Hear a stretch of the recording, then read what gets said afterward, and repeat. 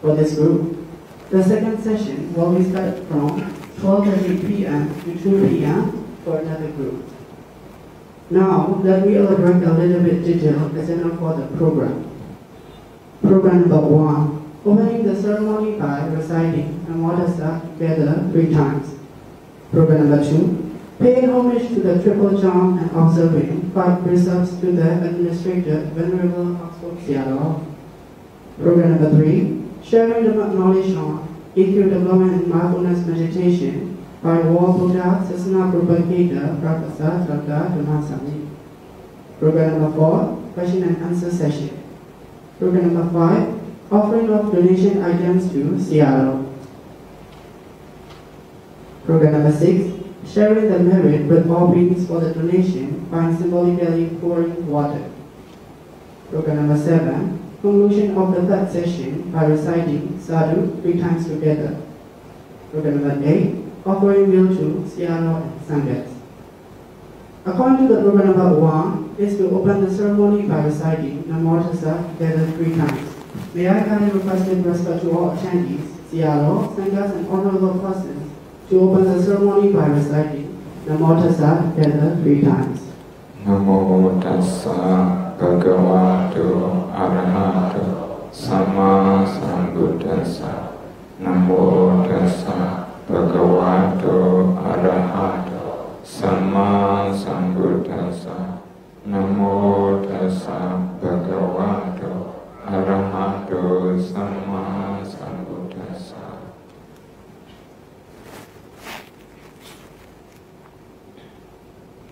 According to the program number 2, is to pay homage to 3 jump and observing 5 precepts to be administrated Venerable Sayadaw.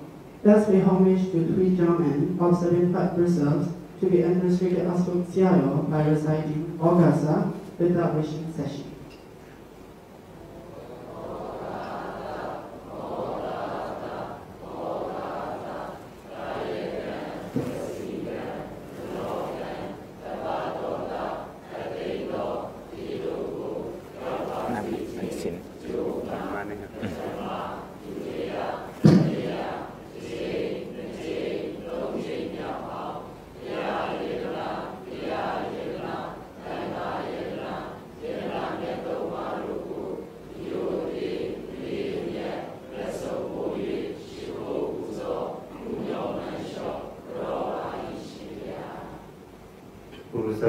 Pusa niyana edam nengkala mudama pusa cina tai tomuto ayataya tangkaya na tomya tomba dogo pusa ya cini komya tom nengkala tebab sebabe ihu sinobaya hoja tomuti ini yane yaku sikang ekel mida su alok dodi ninitoi alok kunsia ya thana donek aswasia tomusi tangka dosinya to pipege Pea musika tangga dosinya to adrayo chola somaya siko puso kumyo mansyo proja to pusa unta panama kudo kansirna dia do na yutin sui nui tin tiu do dhamma do na dhamma tekna kudo cedana do sau dia do tila kudo kansirna do pamya ado pawana kudo kansirna do itu pama suat Nyamnya do bangku kudo kansirna do abang do jam di daya nabi karma abang kudo abang do di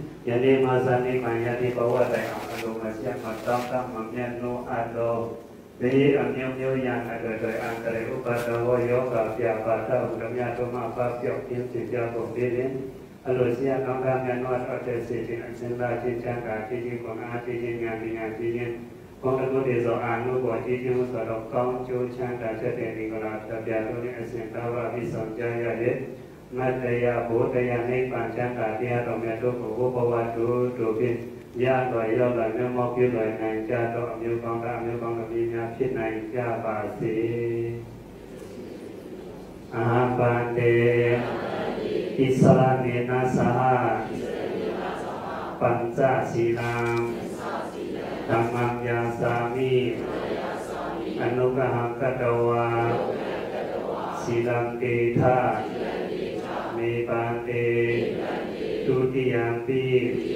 Ahapante Islamina saha Panca าสีลังธัมมัญญาสามิอนุกรรมกัตวาสีลังติธาเมปันเตทัตติยัมปิอหังปันเตอิสลานินาสหปัญจศีลังธัมมัญญาสามิอนุกรรมกัตวาสีลังติธาเมปันเตยะมะวะดามิตัมมติธา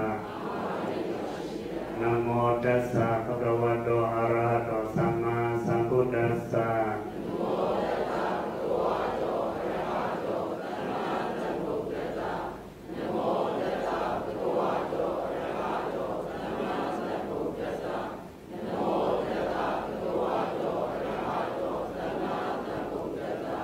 พุทธังสรณังคิสามิธัมมังสรณังคิสามิสังฆังสรณังคิสามิ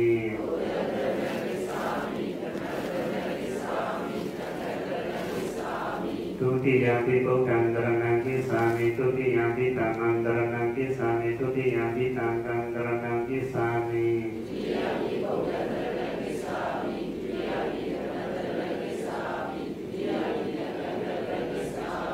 ตติยามปิพุทธังสรณังคิสามิตติยามปิธัมมังสรณังคิสามิตติยามปิสังฆังสรณังคิสามิ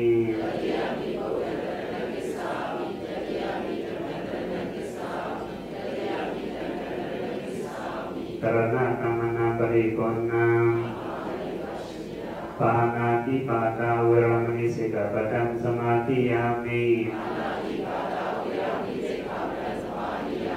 อาเตนะกานาเวรมณีสิกขาปะทังสมาธิยามิ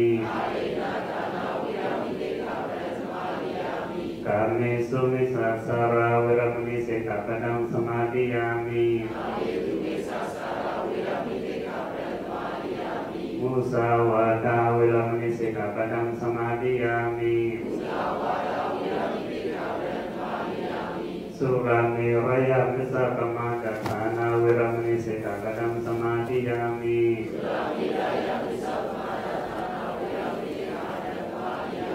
อิตังเมปุญญังอาตวะตยังมหาโมตุอิตังเมปุญญังเอปันนัตตาปิสโยโหตุอิมานิติตามินัตถะปิสิกตินัตถะมังสาธุกังกัตตะอัปปมาตินัสสัมปาติธา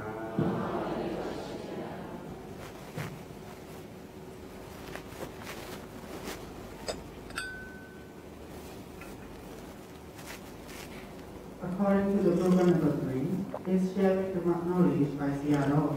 We ask that you request to your venerable Sayardaw with us to appreciate the knowledge.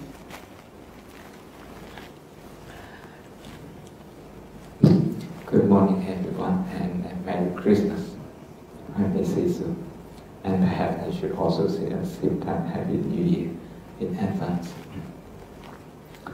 But in order for the 2019 to be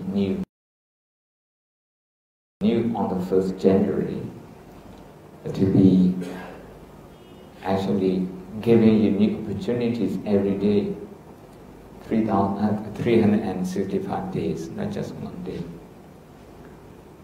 What we need to do, among many other things, is to get to know ourselves better. When we say to get to know ourselves better, again there are many ways to get to know ourselves. I'm focusing on emotion.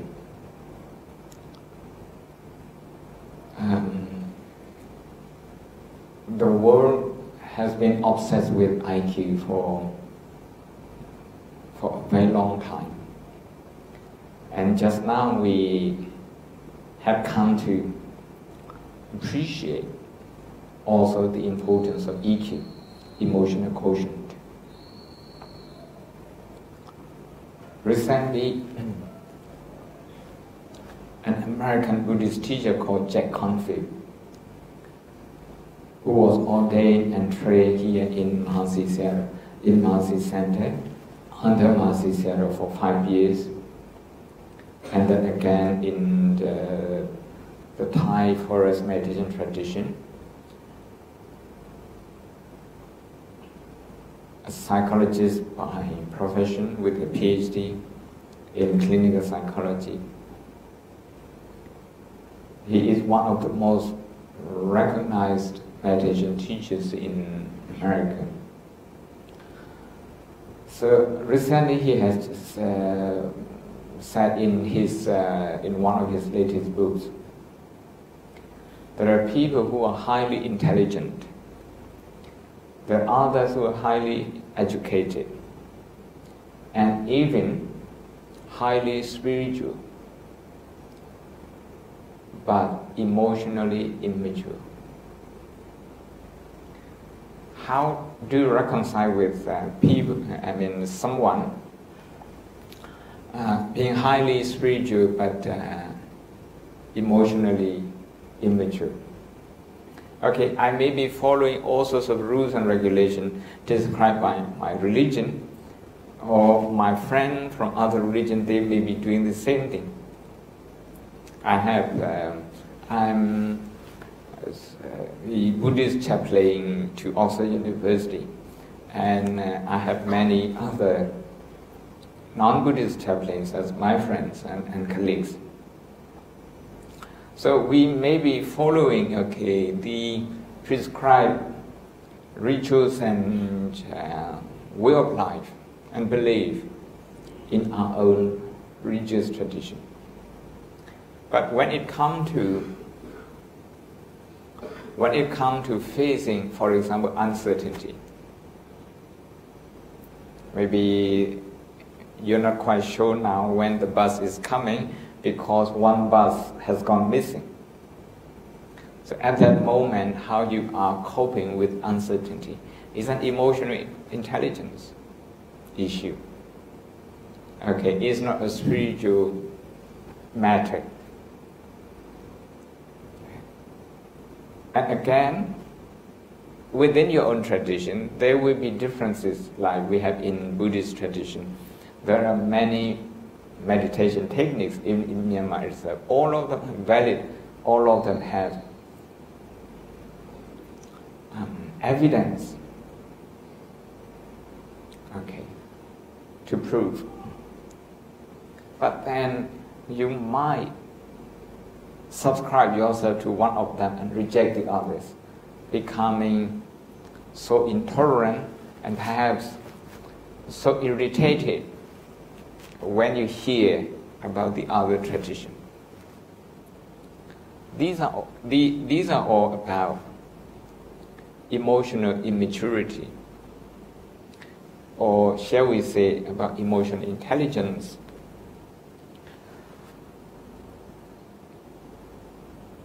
So not every highly educated person is emotionally intelligent. It's a specific training. Of course, I use the Buddhist meditation technique and also this kind of scientific research like Buddha's praying.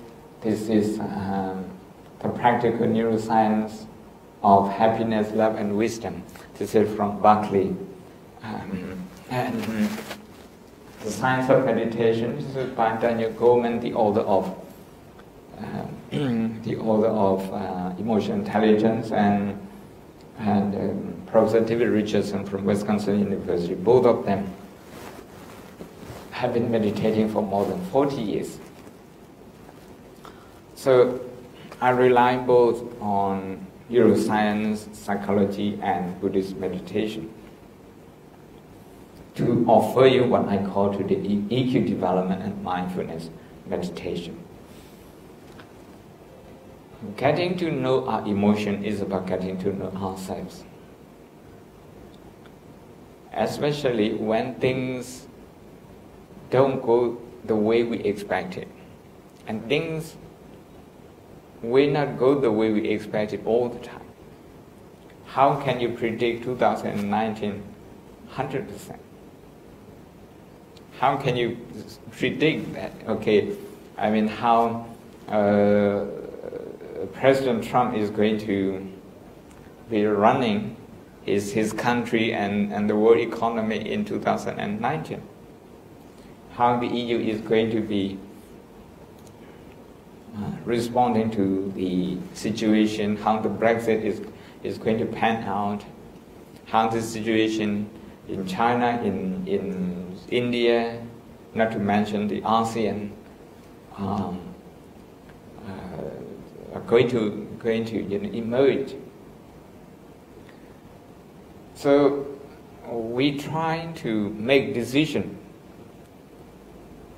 We try to make decisions at every level to cope with those unpredictable circumstances. But the fact that we are making a decision means that things are not entirely predictable. Then what happens is that when things become rather uncertain, our habitual reactions such as worry, anxiety, and shall we say mindlessness, we come in. Mindlessness is the fact that, okay, we live in the past. We live in the past. We let the past experiences to govern us rather than to guide us. The past is very important, but it should not govern how we live, okay, and operate in the present moment and how we design the future.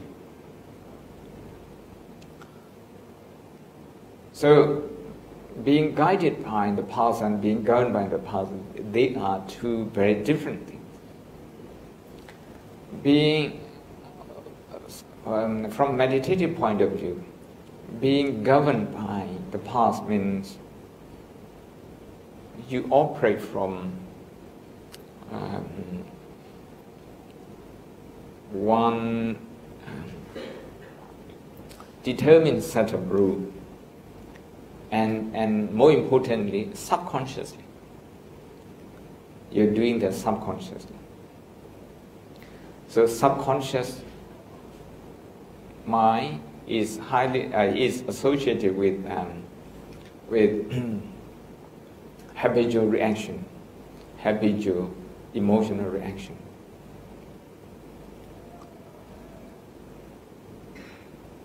Being guided by the past of experiences means we learn from the past, we notice what happened in the past, but we still keep ourselves open to other possibilities. Other possibilities. So you are not entirely governed by the past. If we are to govern by the past, in the past decades, in the past 2 decades, 3 decades, we wouldn't be moving ahead. So then, in daily life, as you have to meet very often as managers, as the senior managers, as the board of directors, all these things, to discuss things, because nothing is fixed. Things will have to be considered and reconsidered again and again, looking at other possibilities. So here, the past is the guide to us. How the world economy has gone through since the Great Depression in America and so on. These are all guidance that we can have. But that guidance, sometimes we tend to take it as governance that rule over us.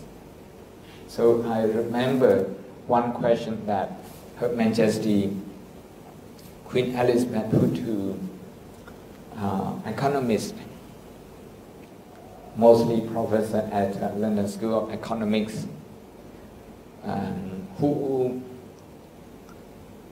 who form, I think, more than half of the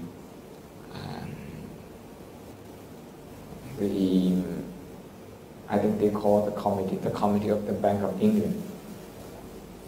The Queen simply asked, why can't people predict 2008 economic meltdown? Very simple. So when we will behave mindlessly in the real estate sector, in the banking sector, that sort of thing, one single moment of mindlessness can lead to a lot of consequences. So then, of course, I'm not going to be talking about these things, but just to illustrate how mindful we should be, especially at the leadership level of any significance. And the first benefit of EQ development, so knowing our own emotion, is resilience. Can you help me write down resilience? Just one resilience. Yeah, resilience. This is This is the first benefit. This is the first benefit that we can have. Resilient here, it doesn't. Well, it becomes dangerous if you're trying to translate this into Burmese. Resilience, because sometimes in Burmese when we translate this, people cannot distinguish between resilience and resistance.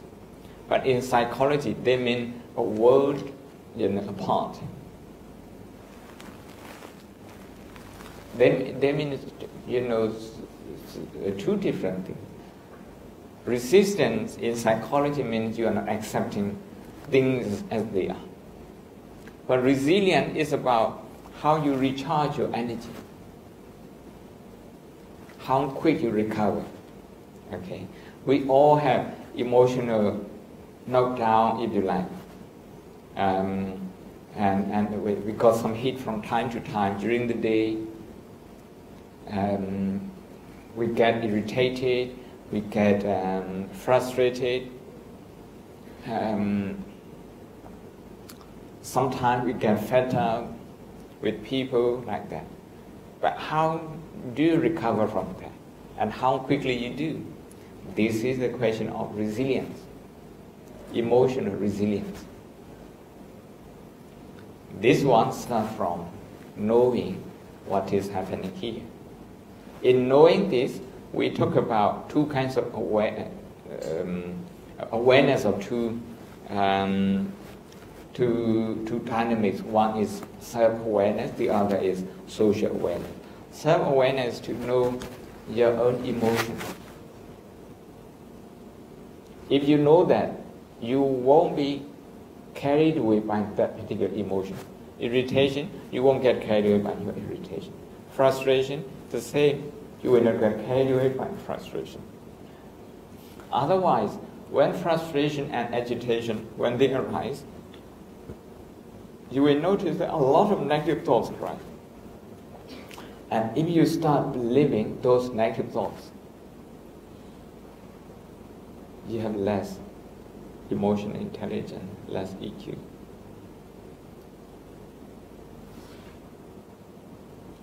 These are just temporary state of emotion that you are in. And how you manage that emotion will determine your day, perhaps your week. And then social awareness is how you are aware of the emotion of your colleagues, the people you are working with, including your customers. If someone says something that surprises you, then you need to be aware of it. You need to be able to guess the emotion of the person. maybe the person is under pressure, maybe the person is the person feels insecure, maybe the person is insecure about uncertainty, feeling anxious about uncertainty, that sort of thing. Okay, if we can identify the emotion of our colleagues and try to relate to them, that understanding means everything. You will be able to determine the course of action, how to help the person to overcome that, how to suit the situation, how to reconcile different opinions.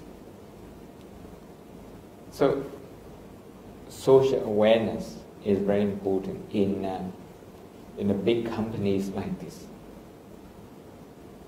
That's why the book Emotional Intelligence, written by Daniel Goleman with a PhD from Harvard University and who teaches his meditation since 1970s in Mahasi tradition and Goenkaji tradition. Since the book, which has sold nearly 30 million copies worldwide, his book Emotional Intelligence has become a manual, almost a manual for multinational corporate. Resilient, thank you. Beautiful. Resilient, this is very important, resilient. And in the Buddhist tradition, everything is built on knowing, is built on awakening, is built on knowledge. So if we're aware of our emotion, okay, that awareness is a form of knowing, is a form of awakening. We are awakening to the status of our own emotional reality. So now I think this much is sufficient as a form of introduction. Now I would like to introduce you to mindfulness practice. You can call this meditation, or you can simply call this mindfulness practice. And we are going to do very short meditation, but we're going to do a few sessions.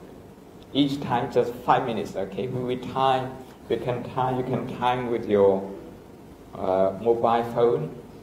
The reason I encourage you to do just 5 minutes is because I want you to meditate or to do this practice at work. If you don't do at work, if you're going to postpone until you have your holiday once a year, you will have accumulated a lot of negative emotion and negative emotional habit. So it's better to meditate every now and then, 3 minutes, 5 minutes during your working hours, because you spend most of your time at work. And this is where you develop emotional habits, either positive or negative. This is where you do. Unless you enjoy your work, unless you have job satisfaction, you won't be able to find happiness in your life. And here, when we say mindfulness practice, we are not talking about being able to focus and concentrate on one object for 1 hour, 2 hours, 3 hours. No. We are talking about how quickly you can identify, you can catch up with your emotion and then manage that properly. But first we are going to begin with mindfulness of the body. Mindfulness of the body. We are going to be aware of the body, okay, the body. if the body is, if the physical body is tired, if the physical body is anything rigid, if you feel any numbness, any pain, okay. I forgot to tell you, if you find it difficult to sit on the floor, you're welcome to sit on a chair, okay. Just help yourself. It's okay to sit on the chair. The Buddha would say that you should be mindful in every posture. That means, okay, it's not confined to sitting. But in Burmese, we don't have a word for meditation. So we say Dhyāthainde, meaning Dhamma sitting. Sit Dhamma sitting, okay. That becomes inscribed in our mind, and we all associate meditation with sitting posture. So the first, I'm going to describe the instruction. First is just observe breathing.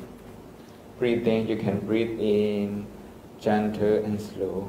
You can count 1 to 5. And breathe out again, slow and gentle. Count 1 to 5. But when you breathe in and out, just to ensure that your motivation is right, you should be breathing with compassion for the physical body. This physical body needs a lot of oxygen. And by breathing in, we take in oxygen. By breathing out, we release a lot of toxin from our body. So we're just doing this. There is nothing Buddhist, nothing Hindu, nothing Christian, nothing Islamic at all in breathing. Everyone just has to breathe. Okay, everyone has just to breathe. So breathing in and out, just to supply oxygen to the body that can feel tired after a few hours of work, the physical body that needs recharging every now and then, certainly every day, in many ways, through food, through liquids, through rest and sleep, and many things. So, being aware that this physical body is actually vulnerable, not invincible. So you breathe in and out, slow and gentle. And after that, you can look at the muscles around your body, around your head, around your forehead, around your eyes, around your cheeks, your chin, if they are tense. If they are tense, then with kindness, with compassion, acknowledge them, acknowledge that, okay, this is tension, this is tiredness, this is accumulation of tiredness, accumulation of tiredness. And you do the same with the other part of the body. If the muscles in your shoulders are tense, if the muscle in your thighs are tense and strained, if you feel uncomfortable, uneasy with your posture, because in everyday life, even during the meeting, during the working hour, we do experience discomfort, physical discomfort, and we move around every now and then because of this discomfort. So being aware of the physical body the physical discomfort is the easiest thing. We're going to start with breathing. So we can do for 5 minutes, okay? I'm going to time it now.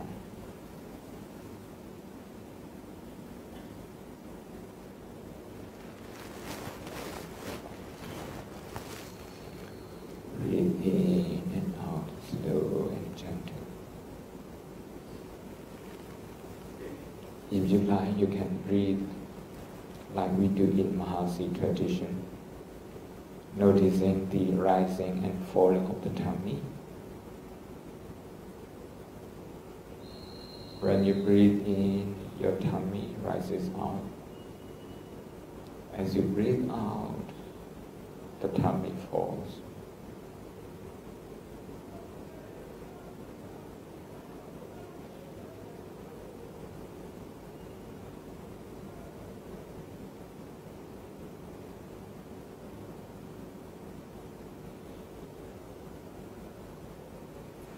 We are not trying to get anything, not even concentration,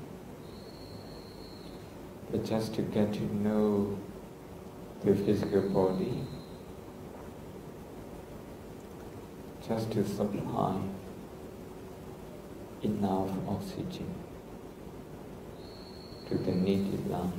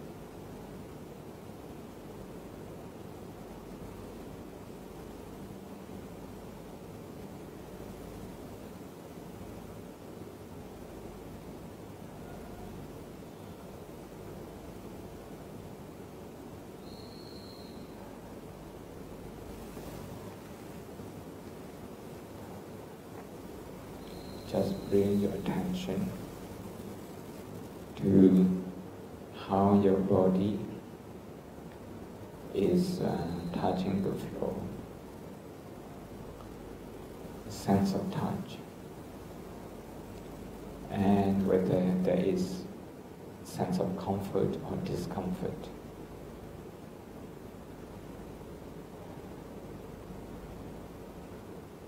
Then just return to breathing.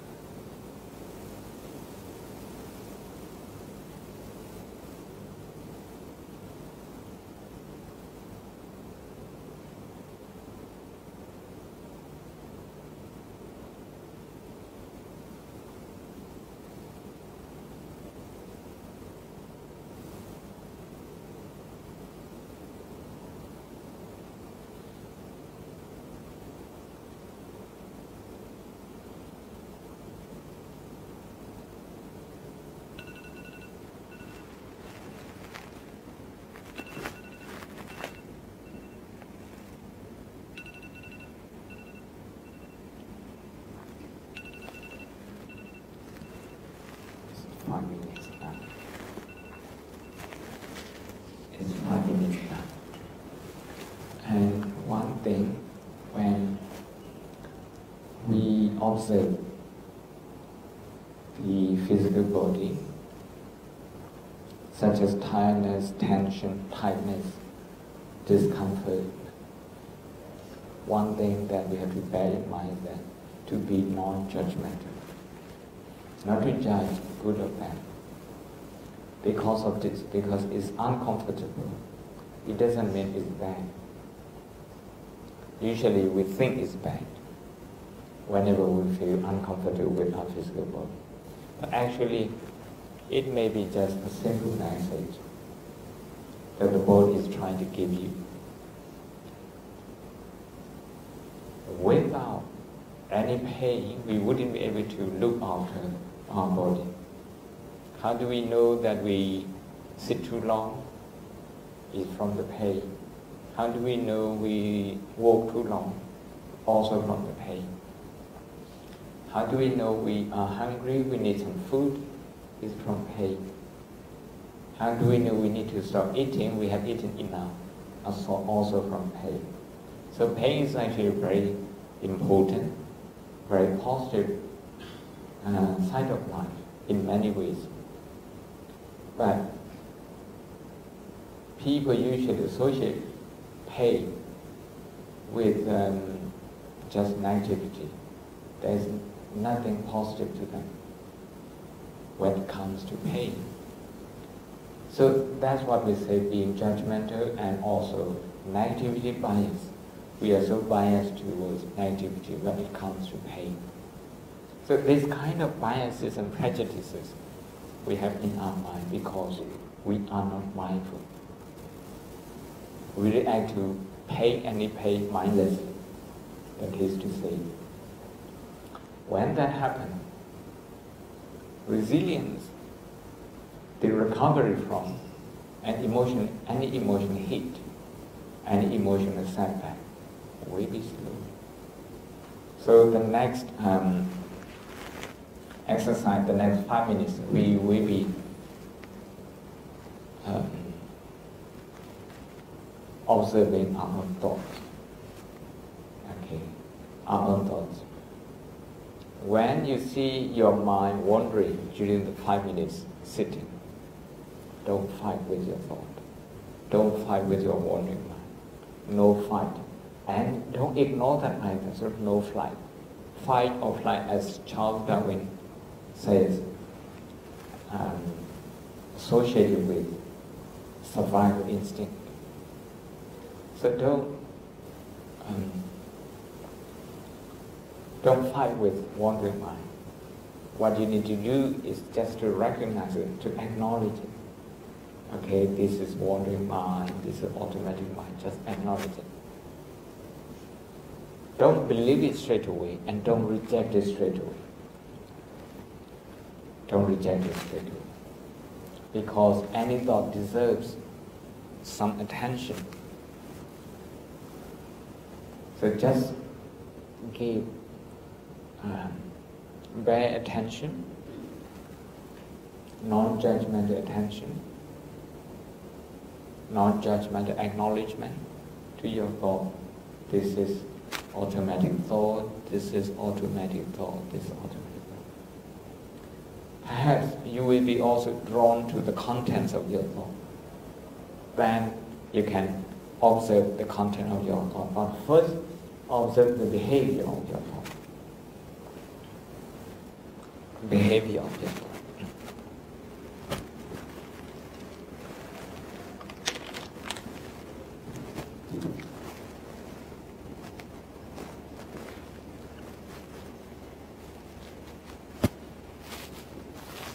Be non-judgmental.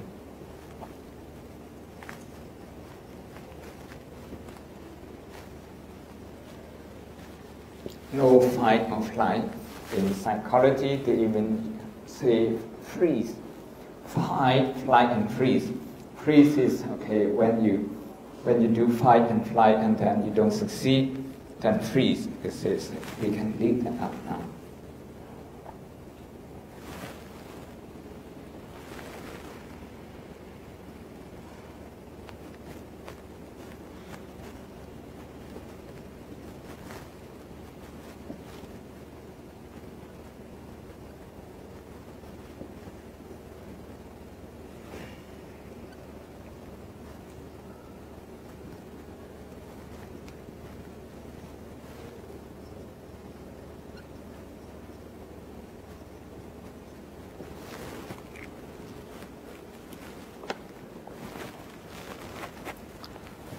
first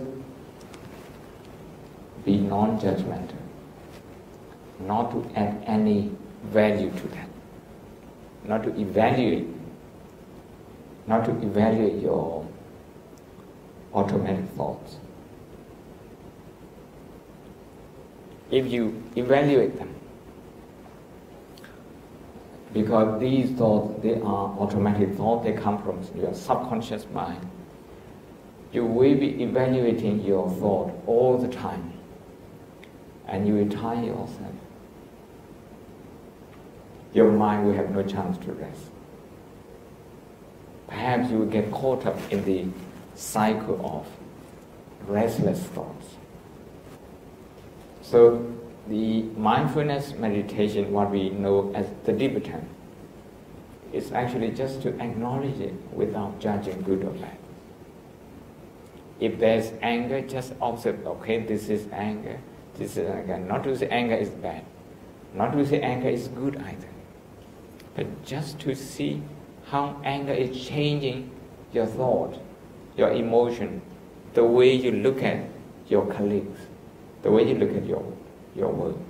Just to observe it objectively, not to label it good or bad. Then no fight or flight. Fight means not acceptance, no acceptance, but resistance. The neurologists who study Buddhist meditation, they will say, what you resist persists. Okay. If you resist your anger, may say if you suppress your anger, or if you get carried away by your anger by blaming somebody else, it's likely your anger is going to last for a long time. So what you resist persists. Flight. Flight means you actually use up a lot of energy, all your energy, to run away from something.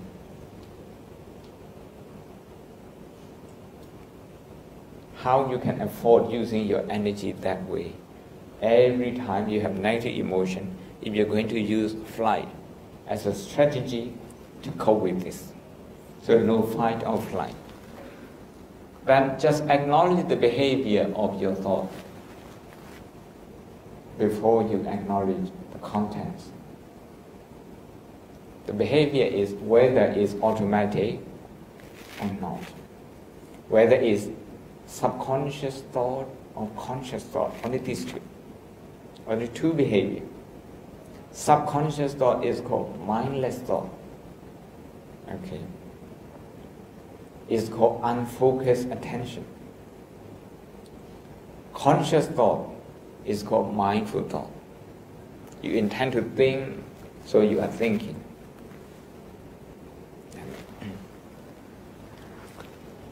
What we will be doing is and to go back to breathing, to start with breathing, and then deliberately go back to one of the conversation that you had. Maybe yesterday you closed. Yeah, if you close, then the day for yesterday, or that was Sunday, Saturday. So last week, okay, any conversation that you had at work, deliberately go back to that, and then you will see some behavior of automatic thought. You intend to think only one particular part, but then the others start coming in. So what you do then is to observe which thought is automatic, which thought is your conscious thought. This is important in trying to get to know your emotion. Okay. So the first thing is your thought. The second thing is, when you have that conversation, is there any significant emotion, especially like and dislike? In the group of dislike, there is irritation, frustration, uneasiness, maybe anxiety, like that. Dissatisfaction. And the like, in the group of, in the classification of like, the emotion of like, that one includes approval, that you feel you should give it to someone.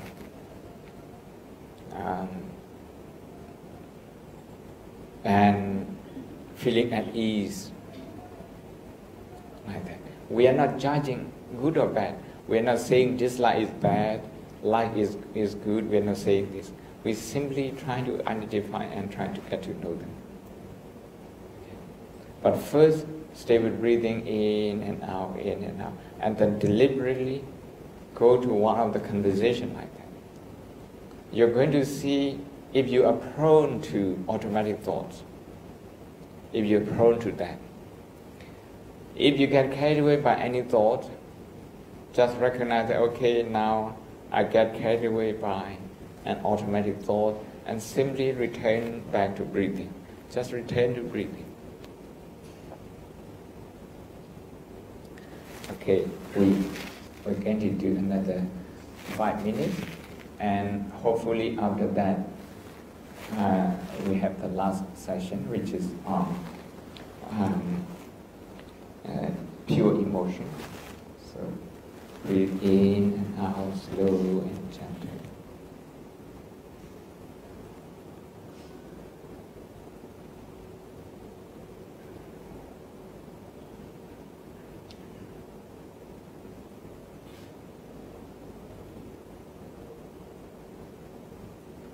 You may now revisit one of the conversation, maybe during the meeting,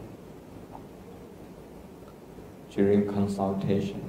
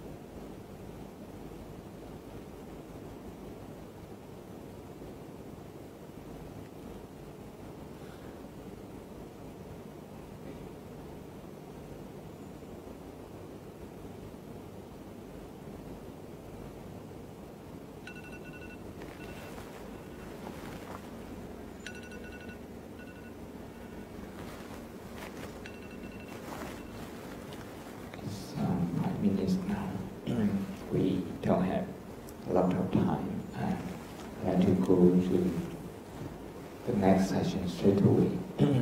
This is to develop self-awareness and social awareness. And here, I'd like to bring to your awareness the importance of positive thinking. So you're going to be observing the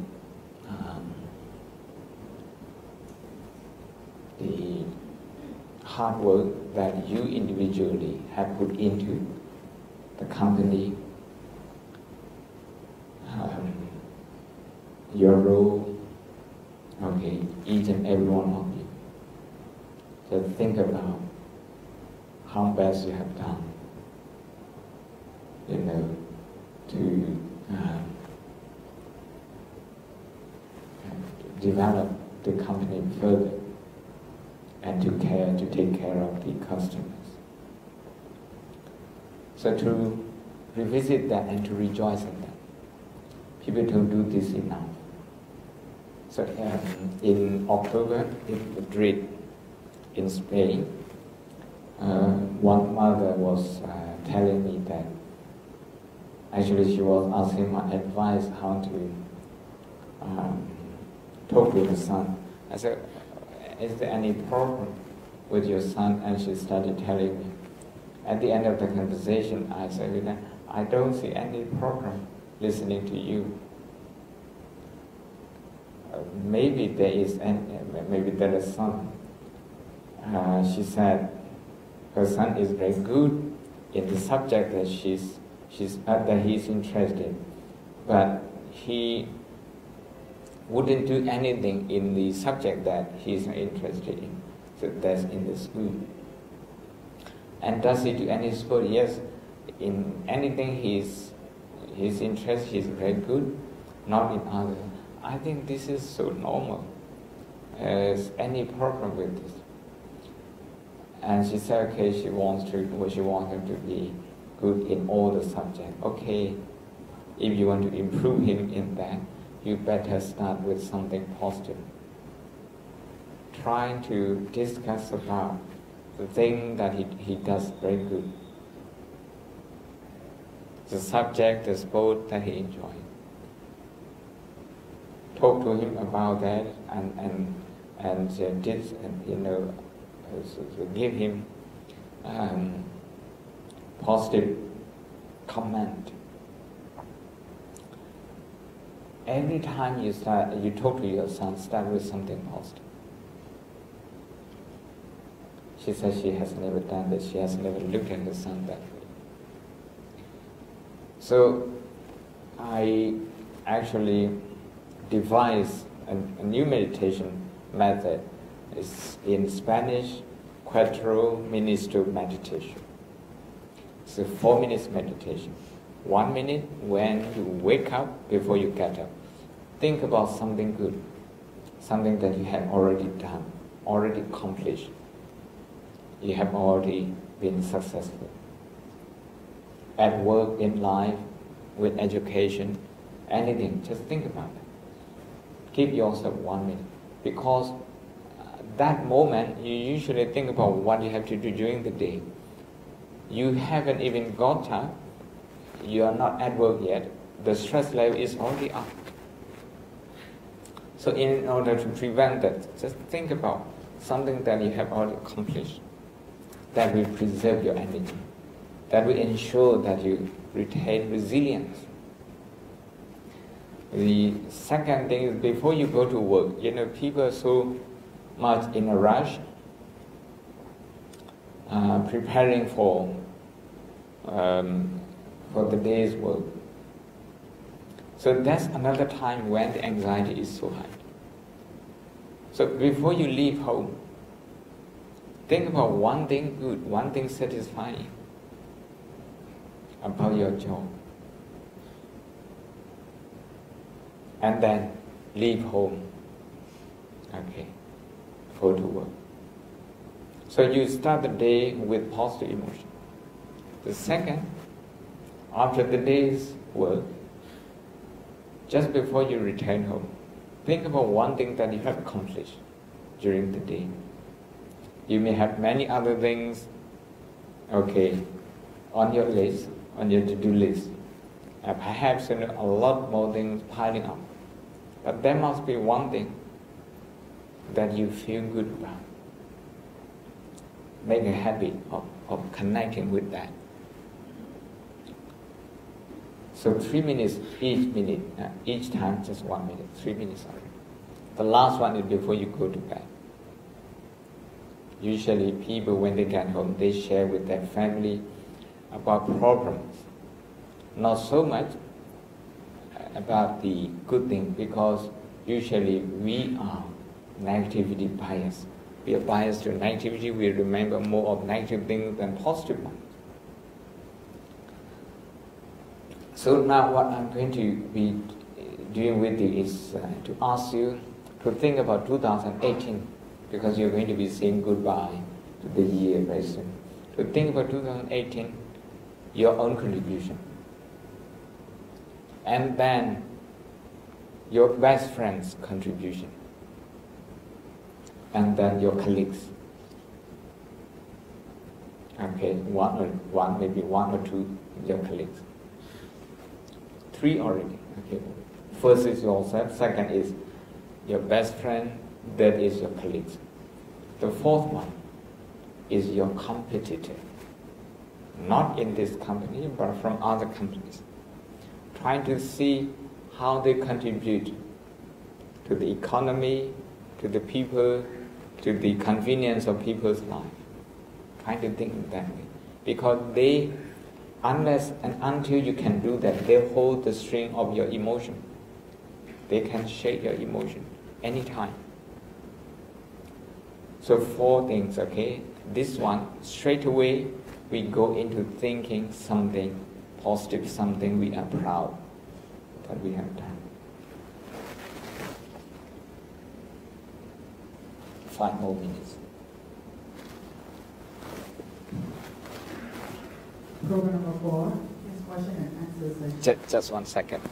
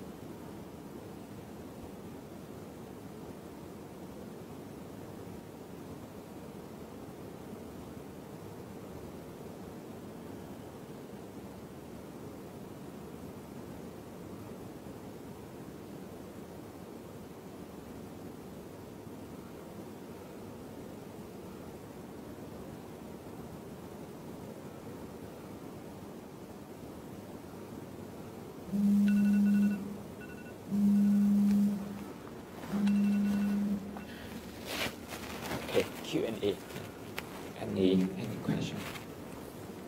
Now it's program number 4, question and answer session. Kindly request to Sayardaw with respect to answering questions by audience. Audience are also invited to make questions related to the topic to Sayardaw. Can you pass on the microphone?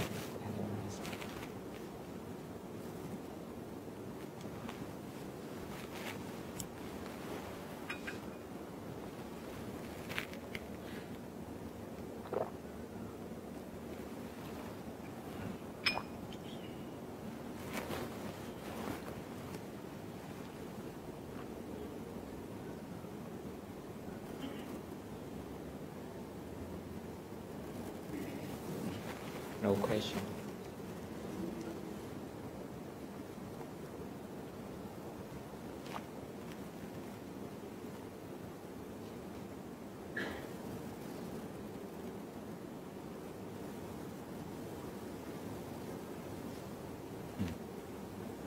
What about you? You don't have any question?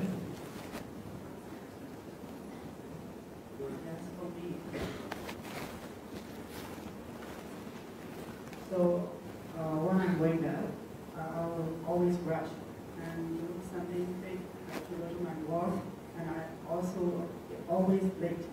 So for us, that's explanation.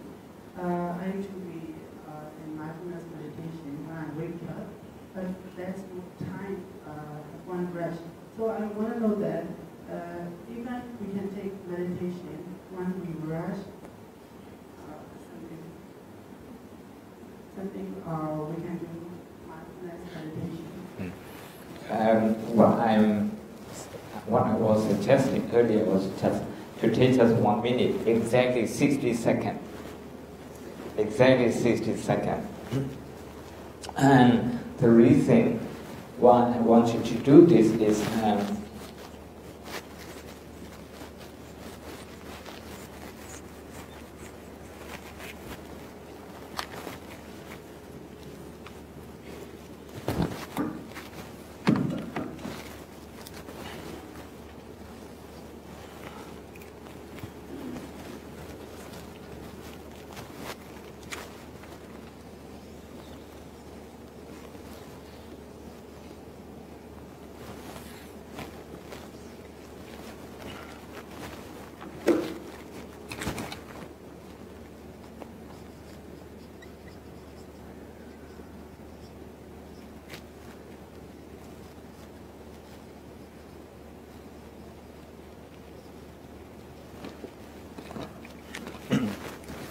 when you're in a rush, your brain is operating from this point. It's called old brain. It's in the scientific term, it's called amygdala. You will be operating from this. In a state of anxiety, in a state of fear. So that's the region of the brain that is more active when you're in that situation. If you do that, say for the whole 2018, you are training your brain to operate from this region. These scientists who work on meditation and neurology, they say neurosciences evidence that that our experiences shape our brain, and a platform supporting our theory that meditation, as a meditation trains the mind, it reshapes the brain. So if you allow your mind to operate from that your brain to operate from that region,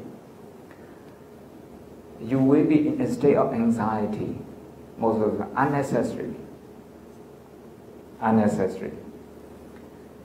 Something that you can do calmly, you will be doing that anxiously, simply because the experiences in daily life, the rational experience, has shaped your brain that way. So your brain will know very little how to calm down. And this part of the brain, the cortex, prefrontal cortex, is associated with calming, with connection. Connection early, the last part of the meditation, we're trying to connect with the joy, joyful feeling, and the contribution of our colleagues, our friends, even the company, opposite us. So this part of the brain stays tuned with what's going on around us without increasing anxiety. So these are our brain. Remember, if this part of the brain is active, this one is not. If this one is more active, then it will be growing. This one will be shrinking. You will see some people in their 40, 50, 60. They can't imagine, how not to be anxious. They can't imagine, because that's part of them. So now these scientists, they are saying that it's possible for you to retrain, to reshape your brain. But the way to do that is to reshape your mind. To reshape your mind. So that is from rushing to calmness. Because they are just state of emotion. You may give a lot of excuses, and because of the time, this and that. Everyone can afford 60 seconds. Everyone can afford. If you can't, I buy you 60 seconds for 5 days, and you will change your brain. And yes. Maybe Sayadaw talk about this path, either governing or guiding. Yes. Guiding the current actions. So, how can we differentiate more between this guidance and the governance? Could you give some examples so that we are clearer on the difference between the guidance and governance? Okay. Whenever you talk about past experience, you just observe the emotion. If the emotion is negative, that means you let the past to govern you. But if the negative emotion is not that strong, you will be in a position to analyze the past experience more objectively. So the past will be your guidance, not something to govern you. So maybe can I understand this way? So if I were to be looking at one of the person or one of the colleagues, and while looking at that person, I'm developing some anger or some exactly. Some Now, negative emotions. The past govern you, yes. Past is governing me. Even if I had an argument with that person yesterday, but when I look at that person, if there's no anger or no negative emotion, that means it's not governing my actions. Yeah, exactly. To talk about history, Myanmar history, we're going to be celebrating Independence Day in a few days, over 7 decades. If you look at the past history with bitterness, that means the past is governing you. But if you look at and see, because if you're governed by the positive emotion, you're going to be one-sided in looking at the history. But if the negative emotion, like anger, hatred, if those things, they don't rule over you, they don't govern you, if you can work on those emotions, then whenever you analyze the history, you will be objective, you will see the shortcoming on both sides, the good thing on both sides, that sort of thing. That's what we say, the past can be a guidance.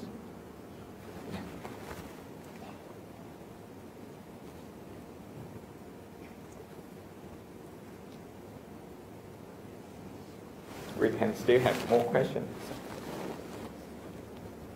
If you have more questions, I can skip my lunch today. I just only have one. So we have met in Montreal for the retreat that Amosa Bank has hosted. So since then I've been meditating every day before going to work, but not at the end of the day.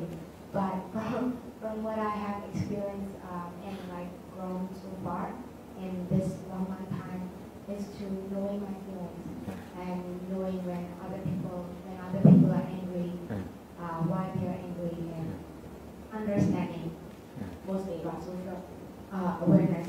But I want for the next step of this self-awareness, when I have social awareness now, a little bit at a time, I want to motivate my colleagues and the team that I'm working with around this idea that I want to have your guidance, how I can start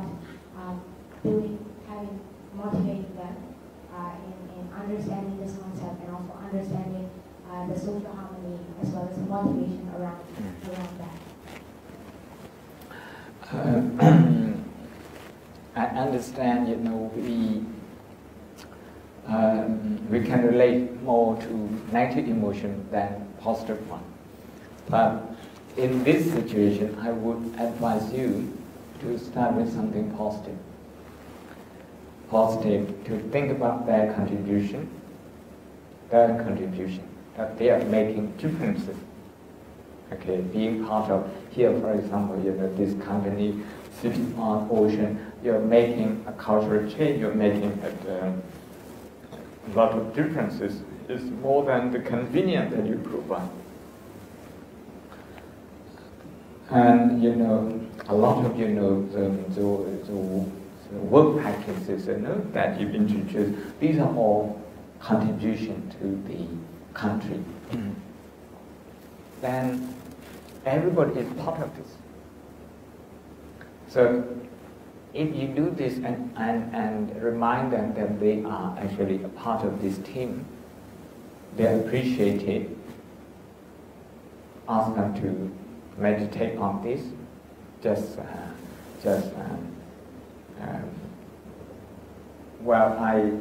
sometimes what I do with my team back in England or elsewhere is that I would try to do some research. Sometimes we would have very critical issues to discuss, to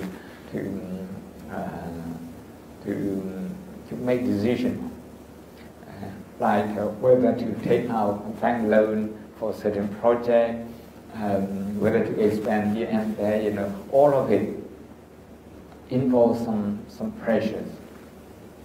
Then sometimes deliberately I wouldn't do this 2 minutes mudita meditation, appreciative meditation. I wouldn't do this. When I don't do this, people are not in a position to connect with each other. And they are so risk adverse. They don't want to take risk at all. Then there are times when I say, okay, look, so far we have come this, we have done this together, we have been successful. We have been punching above our weight. And we will be doing 2 minutes meditation.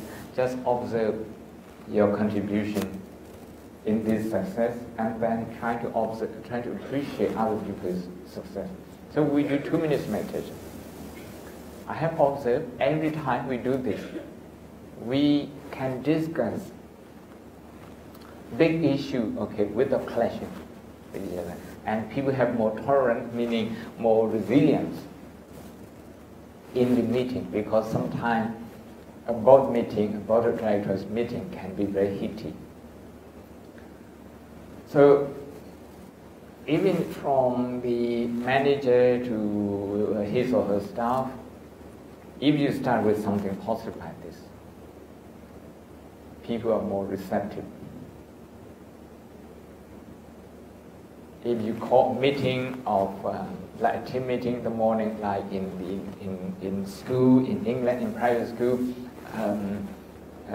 the headmaster would call a meeting. They would just be standing in the tea room, no proper sitting like this. Then he would start with some appreciation. Then give them 1 or 2 minutes just to be with their thoughts and to relate to the success of their colleagues. Usually, during that moment, if the principal wants to introduce something drastic, he is successful. He is successful because he prepared them emotionally. Emotionally. When people are joyful, when they feel they are appreciated, they have more courage to take on more pressure. Otherwise, any added pressure is looked at with a lot of suspicion. These are all emotions. These are all EQ issues.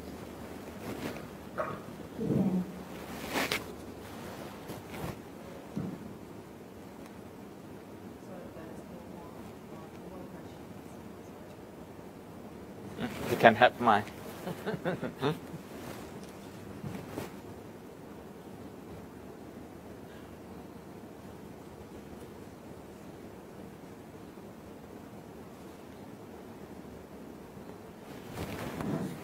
So if there's no more questions, then we continue to program number 5. Sayadaw requests to CEO, Co-CEO and Finance Director to offer the donation items to Sayardaw and Shan.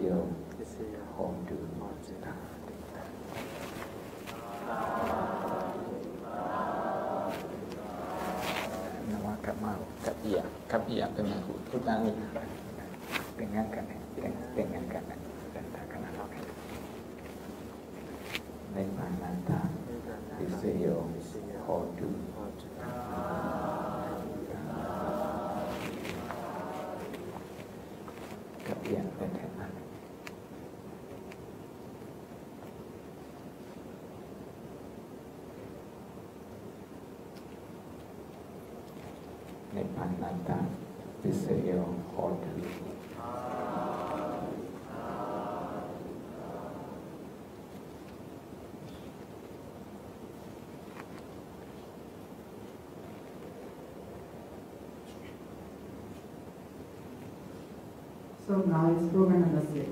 Program number 6 is to share the merit with all beings for the donation, find symbolically pouring water. May I kindly request to Sayadaw with respect for sharing merit with all beings.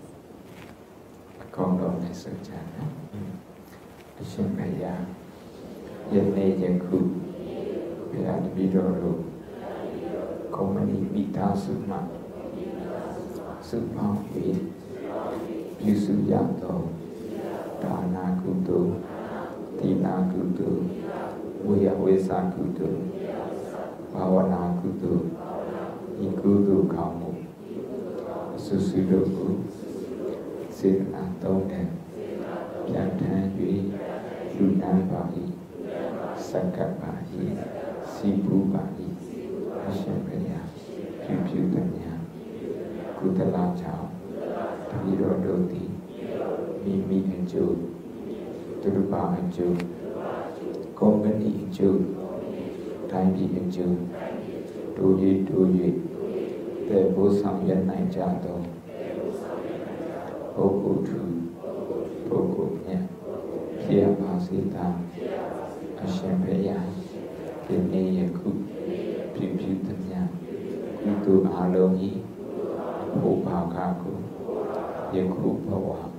She Bawa, Do Sanchaung, Ami Apa, Apo Hua, Sayadaw, CMHL, Sanchaung, Ebirodo, Untitled Chapter,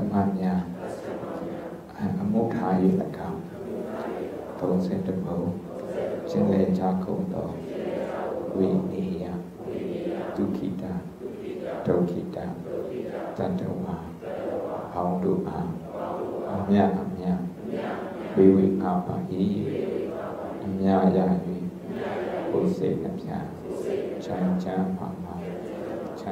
Bata, Shijabasito.